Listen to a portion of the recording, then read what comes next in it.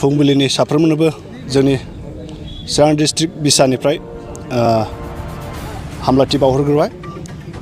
लोगोसे दिनै जोंनि ब्रैथि बोसोरारि जथुमा बे जोंनि सान्थिपुर चिरां डिस्ट्रिक्टनि सिङाव थानाय सान्थिपुर हाई स्कुलनि गेलेग्रा फोथाराव बे हाबाफारिया दिनै जागायबायानो।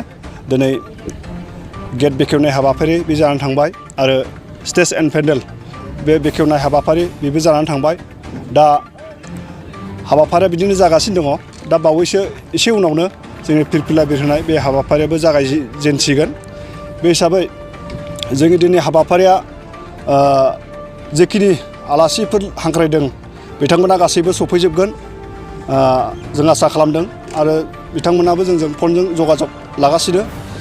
आरो जोंनि चिरां डिस्ट्रिक्टआव साफ्रोमबो आर्टिस्टफ्रा दिनै बे जोंनि सान्थिपुर हाई स्कुलनि गेलेग्रा फोथाराव नुजाफैगोन बेयो रोखा। आरो जोङो मोनसेनि उनाव मोनसे बे हाबाफारिखौ जों जागायलांबाय थागोन। बिदिनो जोंनि कालचारेल नाइट एवार्ड बे प्रग्रामफ्रा जाबोबाय थागोन। ओमफ्राय रायजो राजा जोंनि बे सान्थिपुर एरियानि रायजो राजाखौ जोङो साफ्रोमखौबो जोंजों मदद होफैनो थाखाय जोंनि चिरां डिस्ट्रिक्ट बिसानिफ्राय खावलायनाय थाबाय।